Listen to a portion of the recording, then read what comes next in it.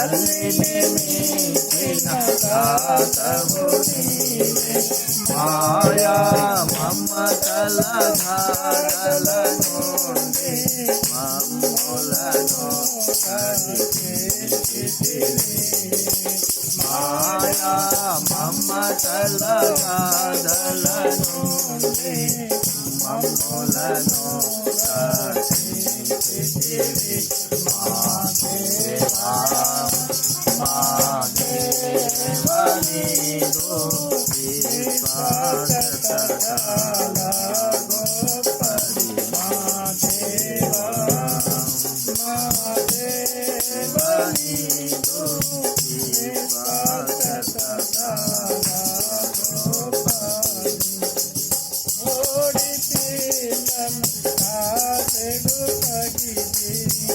ఓడి పిల్లలను కాచెడు పగిది ఆపదలన్నిటి బాపితివయ్యా ఆపదలన్నిటి బాపితివయ్యా సర్వకాలములయందున నీకే జగగతంపుతులను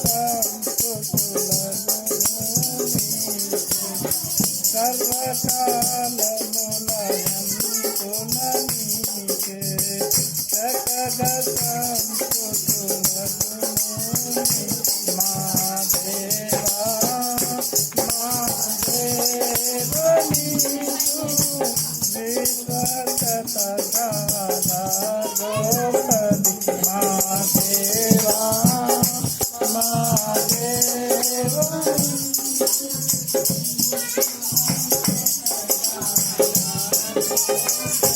మా దేవా మా దేవని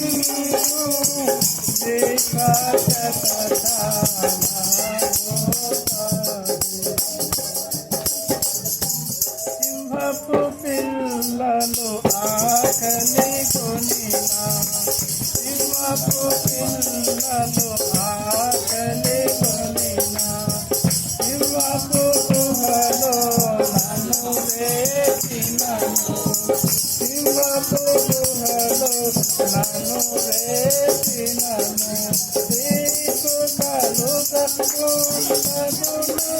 నీవు కాపాడుచున్నావిలను నీకు కలుగకుండగునను నీవు కాపాడుచున్నావిలను మా దేవా మా దేవా నీవు విశ్వాసతకాల గోపరి దేవా మా దేవా నీవు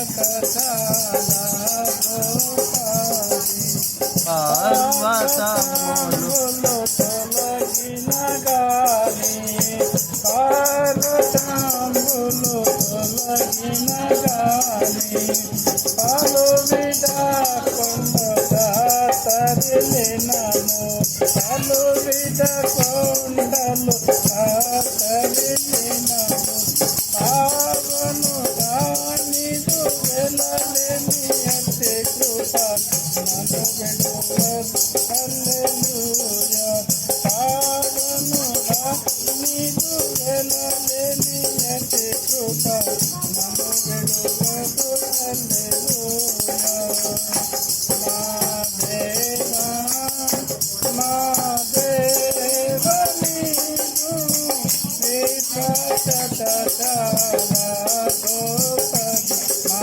దేవా మా దేవా నీవు విశ్వాసతకాల గోపరి. అందుకే చెప్పేసి చేయండి ఊరికే కాదు. సరే, చివరిగా ఒక మాట మనం చూసుకుందాము. దయచేసి ఒక మాట చూసుకొని మనము ముగించుకుందాం.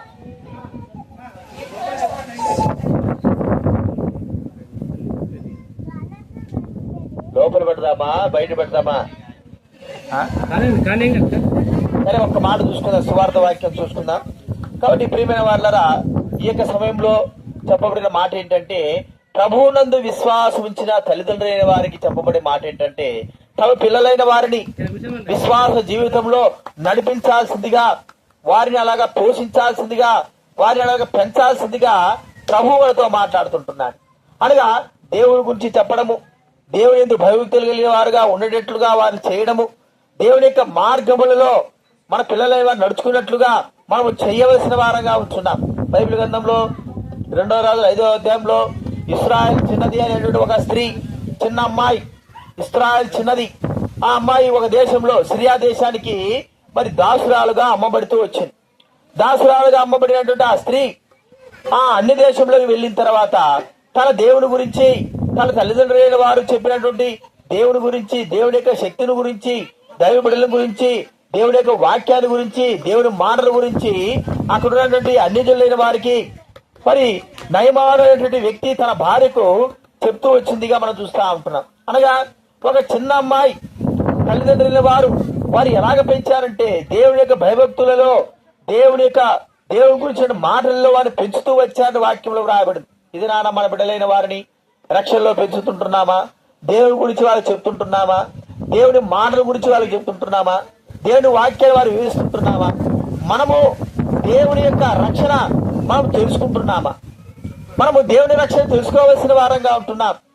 దేవుని ప్రేమించవలసిన వారంగా ఉంటున్నాం. దేవుని మార్గంలో నడవలసిన వారంగా ఉంటున్నాం. కాబట్టి యేసుక్రీస్తు వారు మనందరి కొరకే ప్రాణం అర్పించి తన జీవాన్ని మన కొరకే అర్పించాడని వాక్యంలో వ్రాయబడి ఉన్నది. మనందరి కొరకై, నీ కొరకు, నా కొరకు, సర్వలోక పాపంలో కొరకు, అందరి కొరకు ఆయన ప్రాణం అర్పించి చనిపోయి సమాధి చేయబడి తిరిగి లేచాడు. నువ్వు విశ్వసించగలవా? నీ జీవితంలో సంపూర్ణమైన రక్షణాకారం జరుగుతుంది. నీ జీవితంలో సంపూర్ణంగా విడుదల పొందుతావు. నీ జీవితంలో పాపక్షమాపణ పొందుతావు.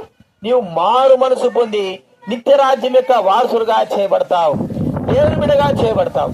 కాబట్టి ప్రియమైన వాళ్ళరా, ఆ దేవుని విశ్వాసం నీ జీవితంలో గొప్ప కార్యం జరిగిస్తుందని నమ్ముతా ఉంటున్నాను. ప్రభువా, నేను పాపిని, నా పాపములు క్షమించు, నా జీవితం మార్చును అడగలిగితే దేవుడు నేను క్షమిస్తాడు. నీ జీవితంలో మరి దేవుడు నీకు స్వాతంత్రం ఇస్తాడు, పాపం నుంచి విడుదల కలిగజేస్తాడు.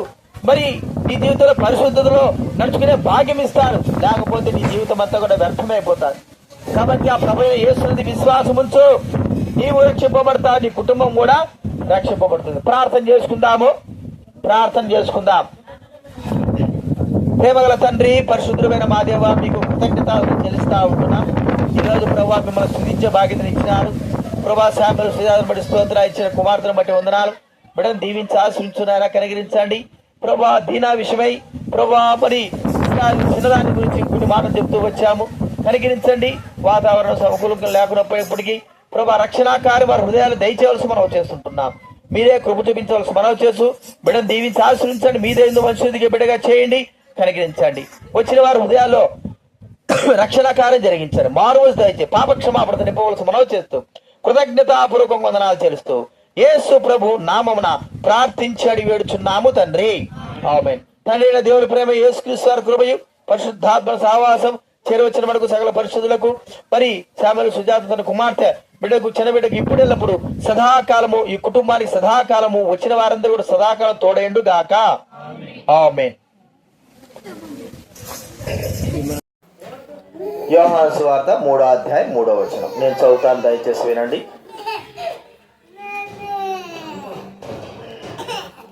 అందుకు యేసు అతనితో, ఒకడు క్రొత్తగా జన్మించితేనే కాని అతడు దేవుని రాజ్యంలో చూడలేడని నీతో నిత్యముగా చెప్పుచున్నాను నేను.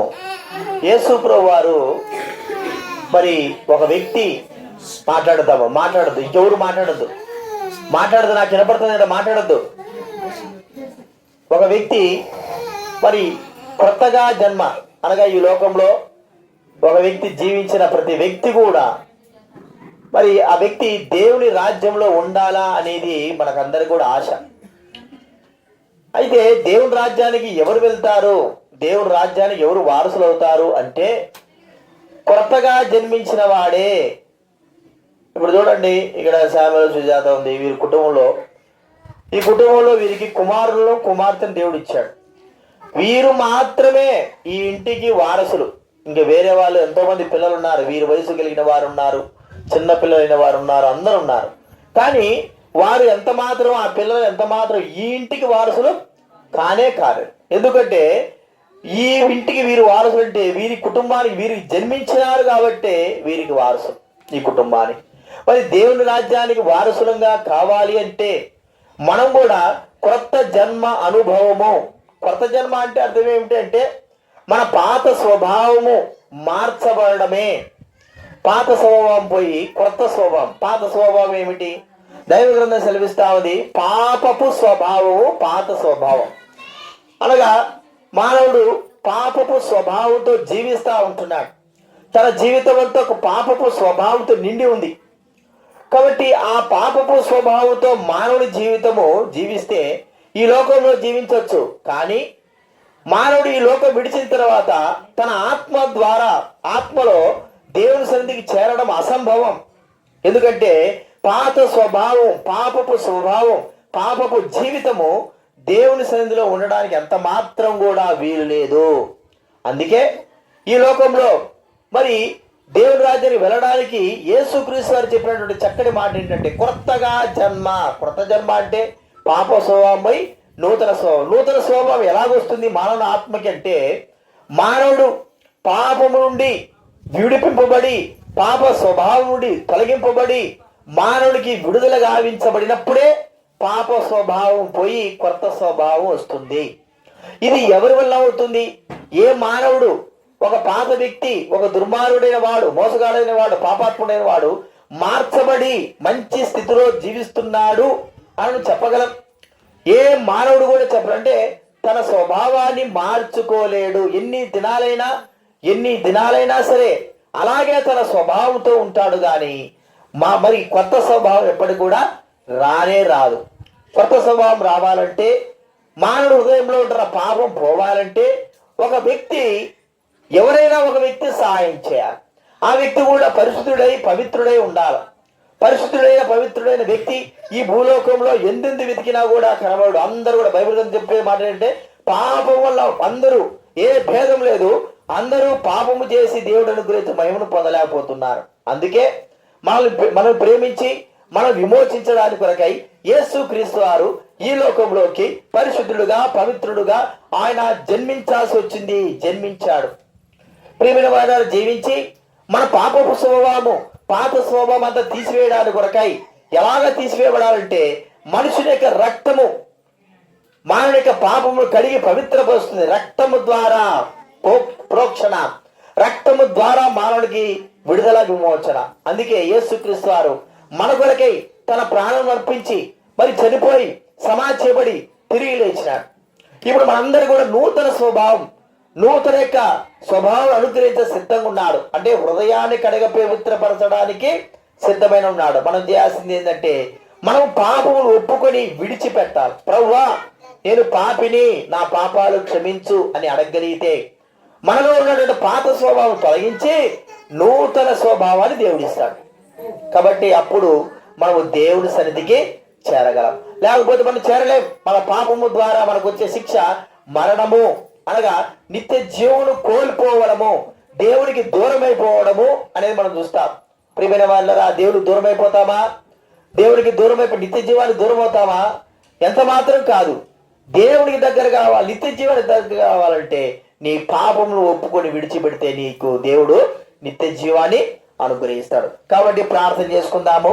దేవుని మాటకు ఒక మాట చదువుకొని మనము ముందుకు కొనసాగుదాం. యెషయా గ్రంథము 43వ అధ్యాయం. యెషయా గ్రంథం 43వ అధ్యాయం, క్షమించండి 44వ అధ్యాయం 3వ వచనం నేను చదువుతా వినండి. యెషయా గ్రంథం 44వ అధ్యాయము 3వ వచనము నేను చదువుతాను వినండి. 44:3. నేను దప్పిగల వారి మీద నీళ్లను, ఎండిన భూమి మీద ప్రవాహ జలములను కుమ్మరించదను. నీ సంతతి మీద నా ఆత్మను కుమ్మరించదను. నీకు పుట్టిన వారిని నేను ఆశీర్వదించదను. దేవుడు ఏమంటున్నాడండి? మనకు పుట్టిన వారిని, మన పిల్లలైన వారిని దేవుడు ఆశీర్వదిస్తాడు.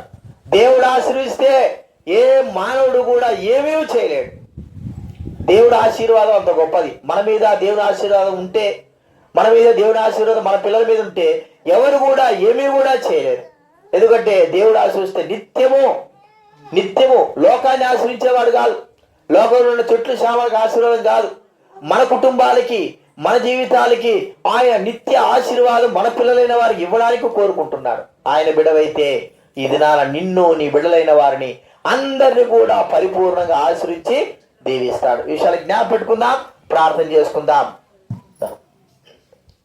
సామిలేడు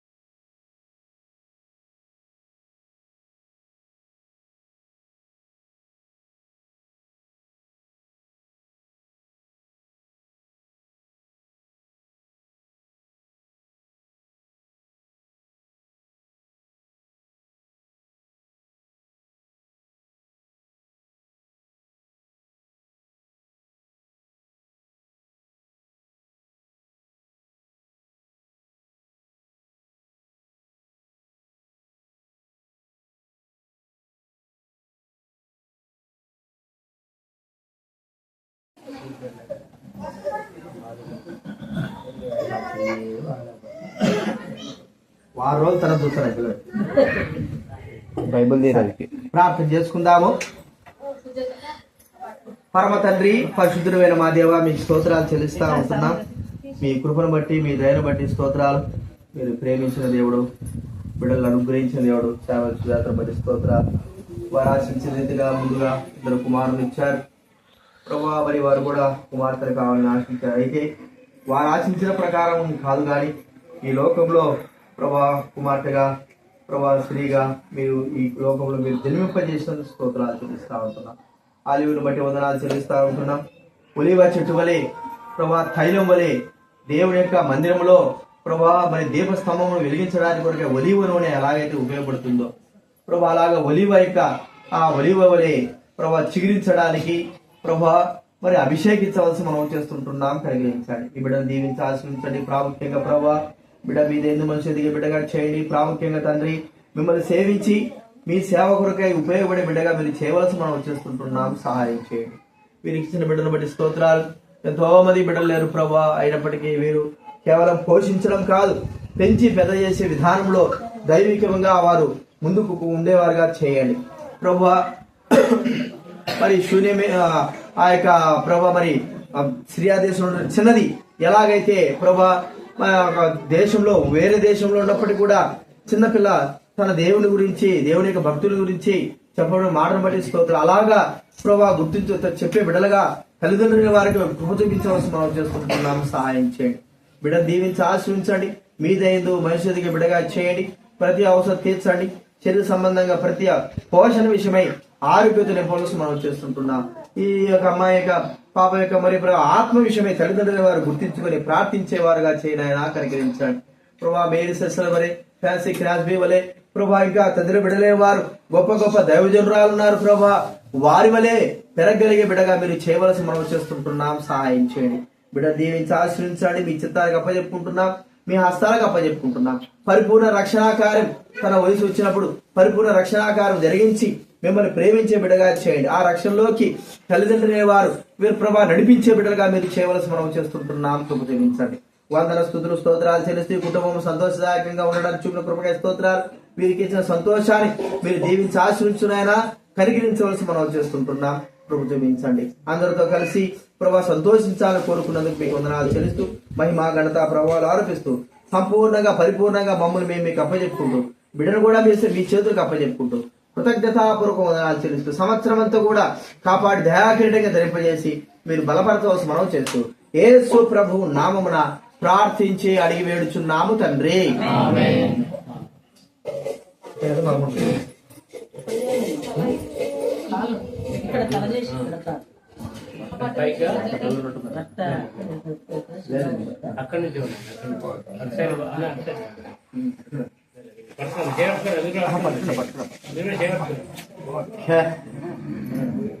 నీకు పోగడానికి కూడా రానండి.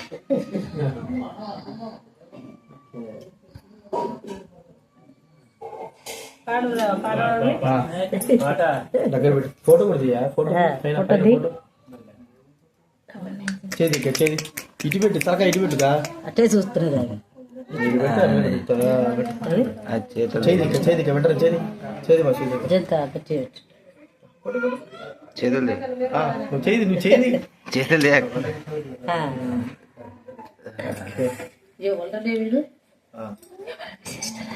అంతేనా? ఒక పాట పాడుకుందాము. స్వార్థ పాట పాడండి ఒకటి. అందరూ ఏం పాట? తొట్టిలో పాట. ఇదే స్వార్థ పాట తొట్టిలో పాట అనుకోండి. లైట్ ఉంటే మంచిగా లైట్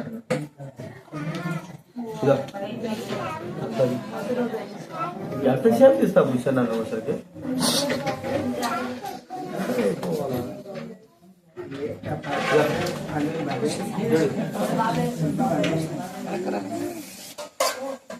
ఒక్క పాట పాడుకుందాం, తర్వాత తీసుకుందాము.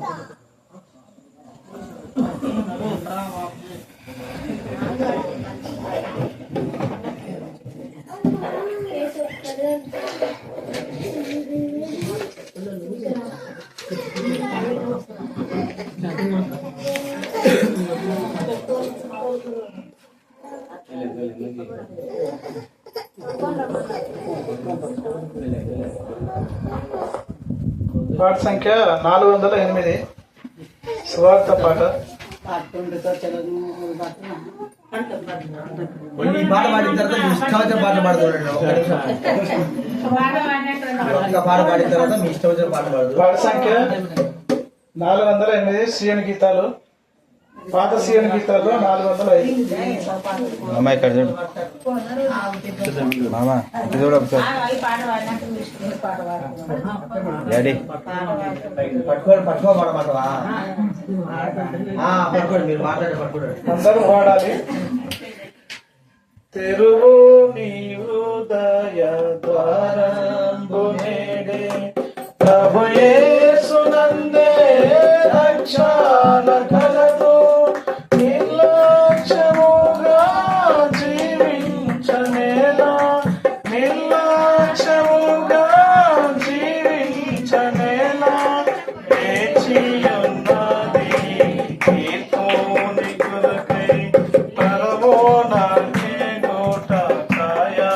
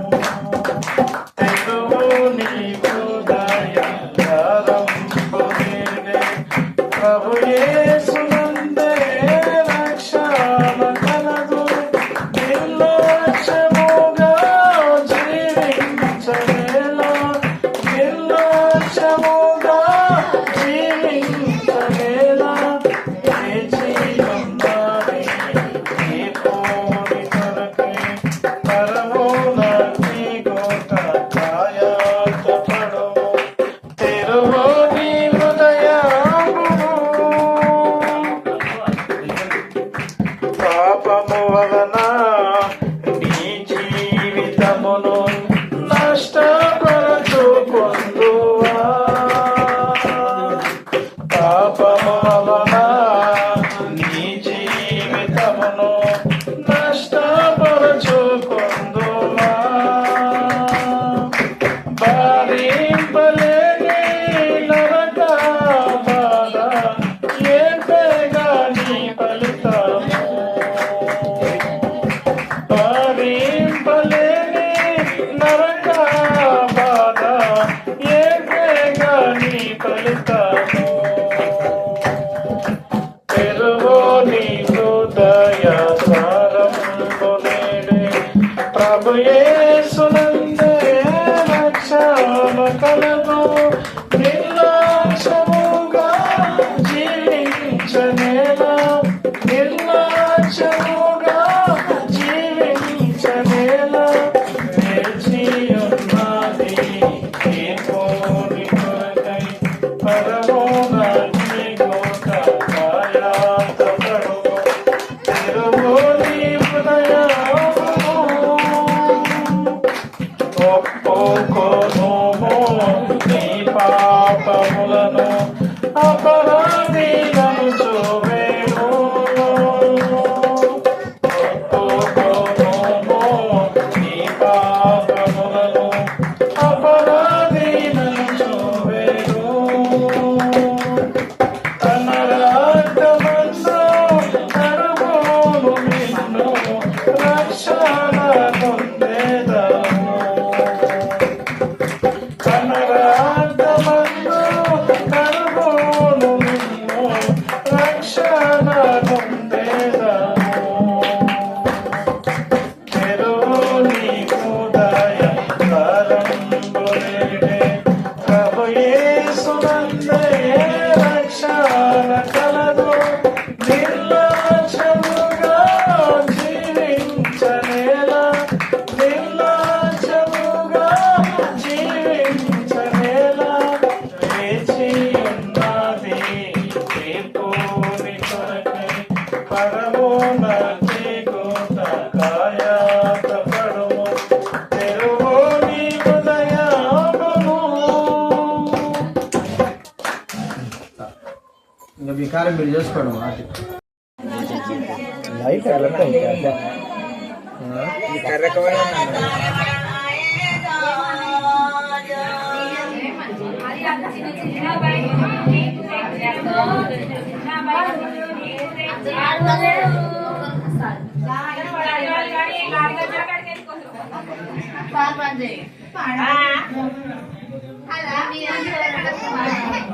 పాడండి పాడండి పాటలు వదిలేవా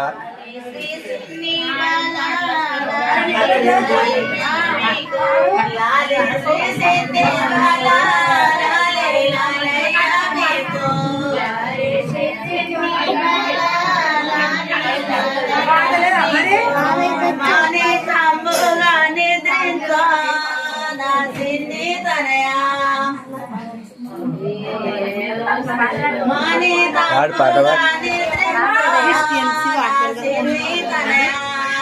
మనకు రావాలి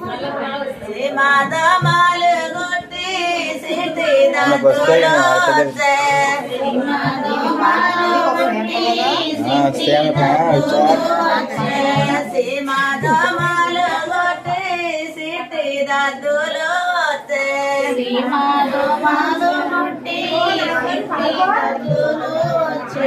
సిటికాలు వేయు సుంటివిరా నా సిద్ధి తనయా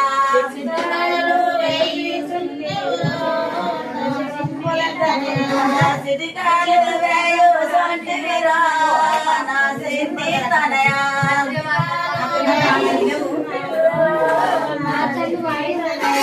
మీ తండ్రి సర్వేశ్వరుడు నీకే మా మన ఇద్దరు పెట్టేది పైన ఇది ఫోటో వీడియోతో స్టార్ట్ అది వీళ్ళంటే అక్కడ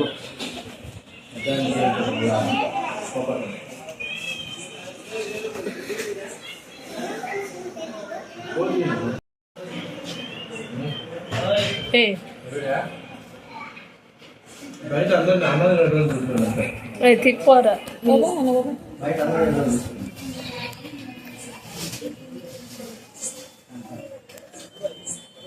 అంకుల్ ఏం చేసుకుంటాడు